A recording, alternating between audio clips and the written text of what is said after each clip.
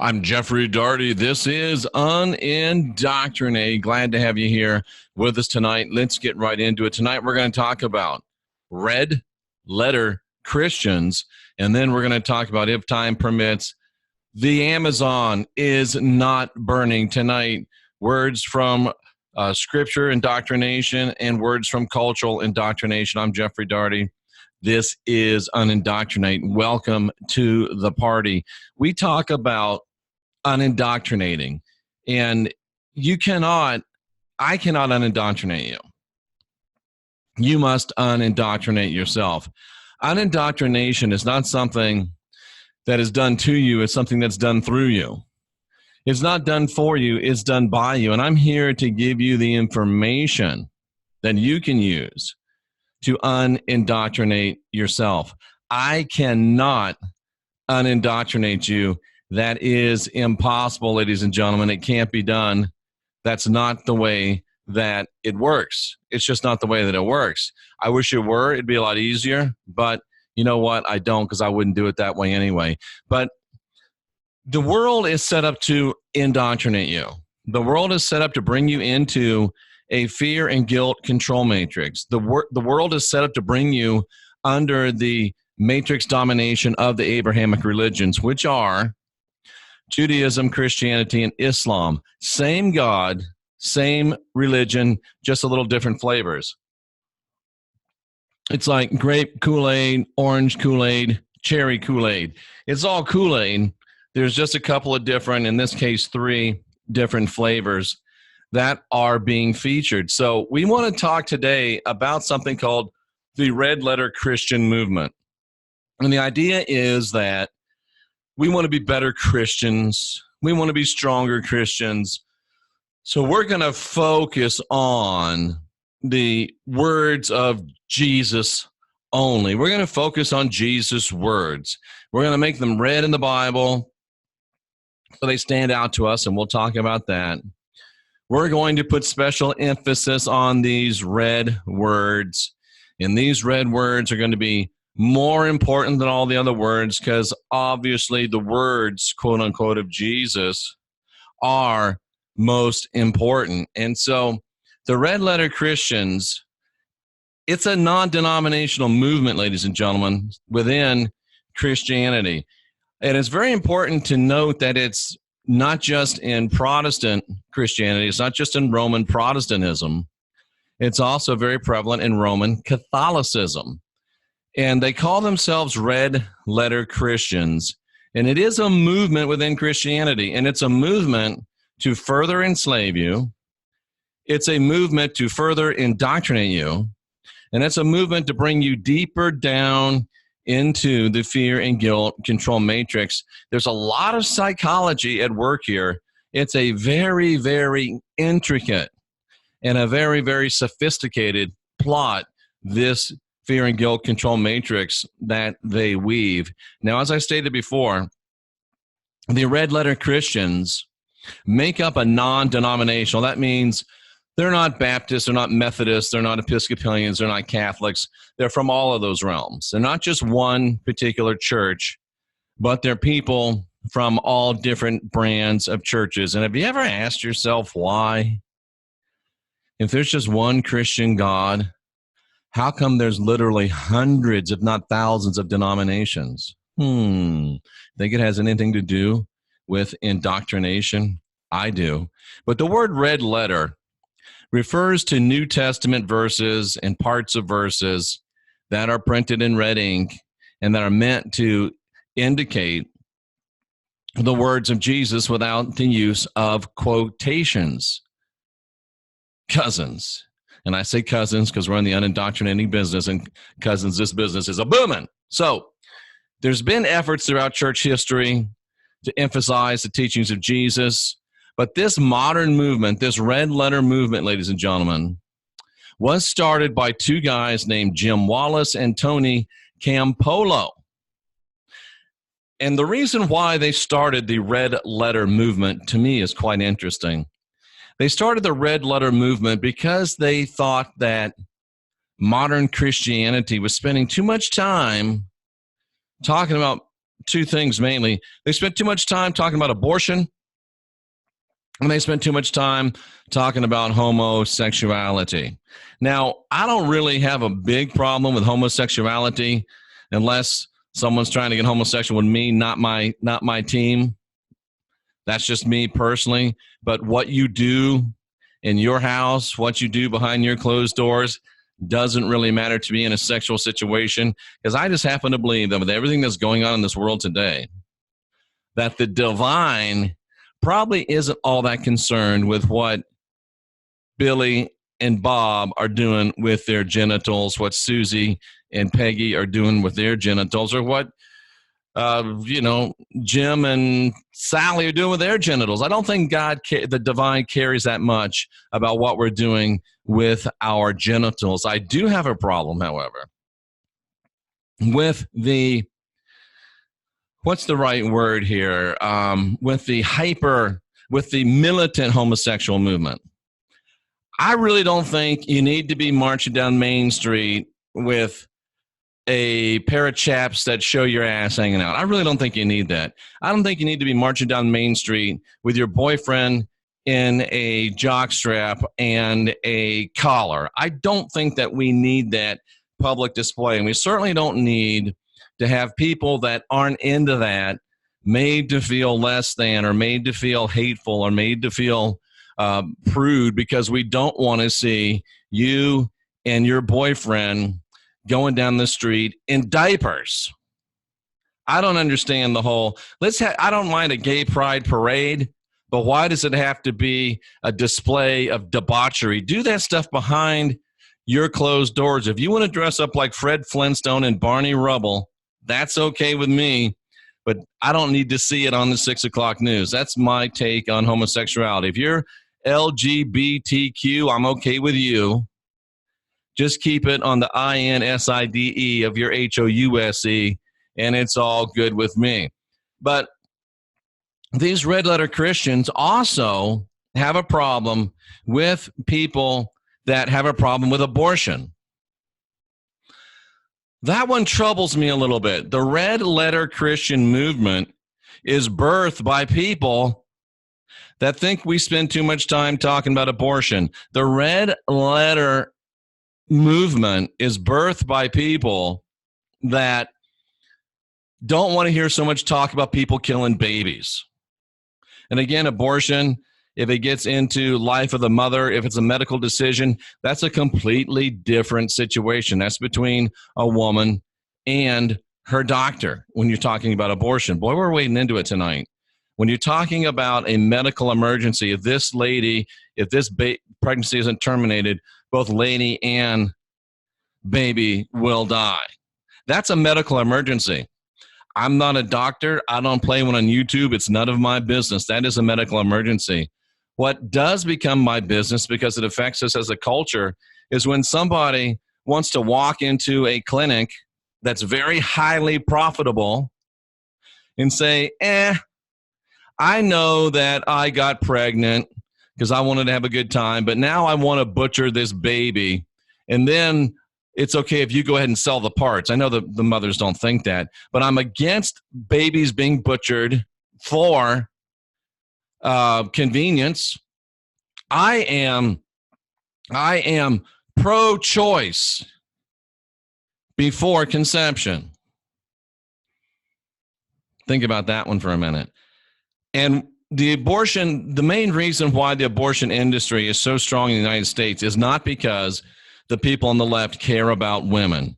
It's not because the people on the left care about women having choices. It's not because the people on the left care about women having choices over their own bodies. It's because the people on the left are making lots of money doing abortions because they're government funded, and they're making lots of money selling the parts of aborted babies. I'm sorry if that upsets you, but it's the truth. And what upsets me is these people that pioneered this red letter Christian movement that so many of you are being duped by. I'm going to say it, it's strong, but a lot of the red letter movement, the red is from the blood of the babies being butchered and murdered by the millions. That's where they get the red to make the letters red. How do you like me now? I believe when you're talking about a movement, when you're talking about a teaching, when you're talking about a doctrine, when you're talking about a people, you need to go back to the beginning. You need to go back to the source. And if you're holding a red letter Bible, and if you call yourself a red letter Christian, think about where the red comes from. Wallace and Campolo started this movement because they felt like we spent too much time talking about babies being killed. Think about that next time you see the red letters in your Bible. Think about the source of where this came from. Wallace and Campolo thought we spent too much time on abortion, thought we spent too much time on homosexuality, and we should pay more attention to Jesus' words, as if we really know they're Jesus' words, but we'll get to that. And we should promote values such as peace, building strong families, eliminating poverty, and other social justice issues. What you have to understand, ladies and gentlemen, is that the red letter movement is born out of the leftist, progressive political movement within the United States. Now, I do have some leftist friends that actually believe these things for a reason and actually have convictions and can actually defend their liberalness. But most liberals are afraid, they're scared, and they're cowardly, and they won't dare to debate people like me because they're in hiding. If you're a liberal, be a liberal. I'll support your right to be a liberal. But if you are a liberal, don't hide that you're a liberal. Don't pretend that you're a liberal. Let us all know so we can make appropriate decisions as to how we want to proceed with you. So these guys started the red letter movement thinking there was too much talk about abortion. First dude's name was Jim Wallace. He's an American theologian. He's a writer. He's a teacher, and he is a leftist Democrat political activist. Think about that. He's associated with the evangelical left. He's associated with the Christian left. He's associated with the political left. He's a leftist. He's a progressive. So if you are holding a red letter Bible, if you're defending the red letter Bibles, you're defending political leftist, socialist, political, liberal theology. That's where it came from. And oh, by the way, Jim Wallace, co-founder of the red letter movement, was the spiritual advisor to President Barack Obama. Maybe he should have advised him to convert from Islam. I don't know. Maybe, just saying. And oh, by the way, Wallace is a regular speaker at the World Economic Forum. Look up the World Economic Forum, ladies and gentlemen. In fact, let me help you. The World Economic Forum, based in Geneva, Switzerland, is a not-for-profit international body which is a liberal think tank for ways to take over your freedoms, take over your financial independence. It's a way to keep you even deeper into the guilt and fear control matrix. And the guy that co-founded the Red Letter Christian movement is as left as they can be, ladies and gentlemen. Is this bad? Well, not necessarily. It's up to you, but you should know that it's the way it is, ladies and gentlemen. You should know that it is the way it is. You should know what they're doing, what they're talking about. How liberal was this Wallace guy? He is so liberal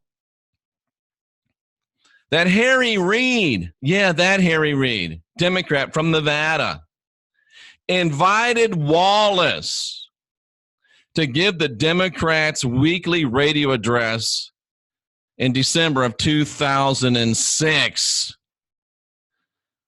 Wow. He served on the advisory council to Barack Obama's Office of Faith-Based and Neighborhood Partnerships. He's a spiritual advisor to President Obama, a spiritual advisor to other liberal politicians across the world. He appears regularly on The Daily Show with Jon Stewart. It doesn't get any more liberal than that, ladies and gentlemen. Wow. Co-founder of the Red Letter Christian movement. Radical abortion supporter. Radical left liberal political supporter. Harry Reid supporter. He's given the weekly address for the Democratic Party. He's on the Daily Show with Jon Stewart regularly, but at least he's honest about it. Some of you red letter people want to pretend that you're conservative and you don't want anybody to know that you're liberal. Shame on you. So that's the one guy that helped start the red letter movement. We may not get to the Amazon tonight, and that's okay. The other guy that started it was Tony Campolo. Tony Campolo, he was a spiritual advisor to, wait for it, President Bill Clinton. I wonder if it was Tony that counseled Bill Clinton to say, I did not have sex with that woman. I wonder if it was Tony that counseled Bill Clinton to say that. I wonder if they sit around and Tony points out a girl and Bill says, yeah, I'd hit that. I wonder if they do that. I just wonder how the dynamic goes. But he's a leader of the Red Letter Christian movement. He's the most influential leader in the evangelical left. He's been on the Colbert Report, as liberal as they get. Charlie Rose, Larry King, politically incorrect. Come on, man. That's Bill Maher, I think. Wow, ladies and gentlemen. He was, and you think I was making a joke, but he was President Clinton's #1 advisor during the Monica Lewinsky scandal. You know, the one where the President of the United States victimized a teenage intern. And here's your boy, Tony Campolo, co-founder of the Red Letter Movement, working with Bill Clinton to see how they can destroy and smear and defame and worry and ruin a young girl's life because she had the audacity to actually tell somebody that the President of the United States coerced her into having sex with him. Do you realize that if she hadn't had the forethought or just the blind luck of saving that blue dress, they would have destroyed her. If they didn't have Bill Clinton's ejaculate on that dress, they would have destroyed that little girl. And Tony Campolo, the co-founder of your Red Letter Christian movement, was front and center in helping Slick Willie try to destroy this young girl. He has long associated himself with the Democratic Party, has Campolo and other modern liberal groups and causes, ladies and gentlemen. He was an opponent of Gary Bauer and Jerry Falwell.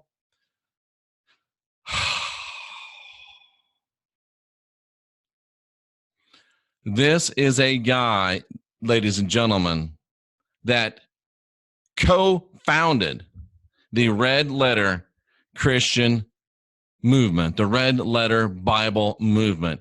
How do you feel about it now? Knowing who its co-founders are, Jim Wallace and Tony Campolo.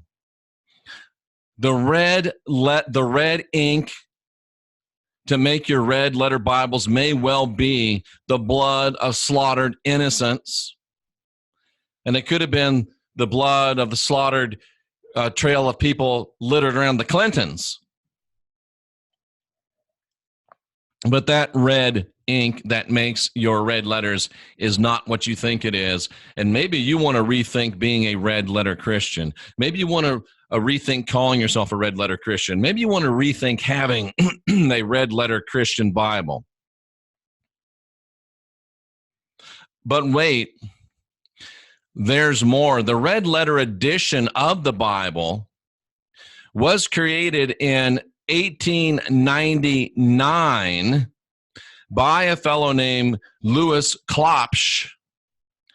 And the reason that it is created is because it is a Catholic creation of what they call the Dominical words. the Catholic Church, the Pope, the Jesuits have decided that there's certain words that are dominical. There's certain words that are more important, and they should be printed in red ink. Do you hear what I'm saying to you, ladies and gentlemen?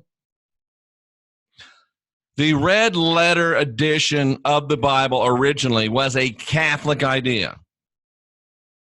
And you have to understand something about Catholicism, ladies and gentlemen. Whenever Catholicism is involved in something big, whenever Catholicism is involved in something culturally altering, whenever Catholicism is involved in making big changes and in doing drastic things, there's one group within the Catholic Church whose business it is to do drastic things. There's one group within the Catholic Church whose business it is to drive cultural change. There's one group within the Catholic Church whose business it is to be the army of the Pope. They call themselves the Society of Jesus. They're known as the Jesuits. That's right, I said it, the Jesuits. And the red letter movement is demonstrably born from the dominical words as defined by the Roman Catholic Church. And the red letter Bibles are the idea and the initial promotion of the Jesuit order of the Roman Catholic Church, and are perpetrated by the modern fiends that support the Jesuit work and support the butchering of babies and support the dark left, deep, dark state in the United States of America. How do you like it now? And Jeff, it's a little bit crazy that you talk about the red letters are come from blood. That's just a little too much, brother. Why do you have to go that? Why do you have to go to that extent? Well, guess what? The guy, Mr. Klopsch, who says that he got the inspiration, the Catholic dude, he says, well, my inspiration for making the words red was Luke chapter 22, where it says, this cup is the New Testament in my blood, which was shed for you. Maybe you call me a conspiracy theorist. Maybe you call me out of order, out of line, but the guy that made the red letters says they're about blood. Oh, but it's the blood that Jesus shed. Oh, really? It just happens to be the Jesuits who've been shedding blood for centuries who came up with the idea. It just happens to be supported by guys that support the shedding of blood of newborns. But oh, no, don't worry about that blood. It's the blood of the human sacrifice that is the person, the entity you call the Christ. It's the blood that we drink like vampires. That's the blood they're talking about. Ladies and gentlemen, that's the true story of the red letters in your Christian Bible. Are you still a red letter Christian? Do you still want to be a red letter Christian? I'm sorry, I can't hear you anymore. Folks, think about it. Consider it.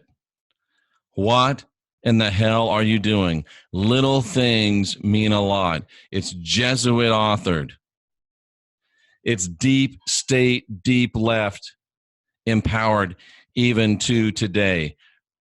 Do you really want to be a red letter Christian, knowing what you know? I don't think so. I think you're smarter than that. I'm Jeffrey Daugherty. This is Unindoctrinate, and we'll be right back.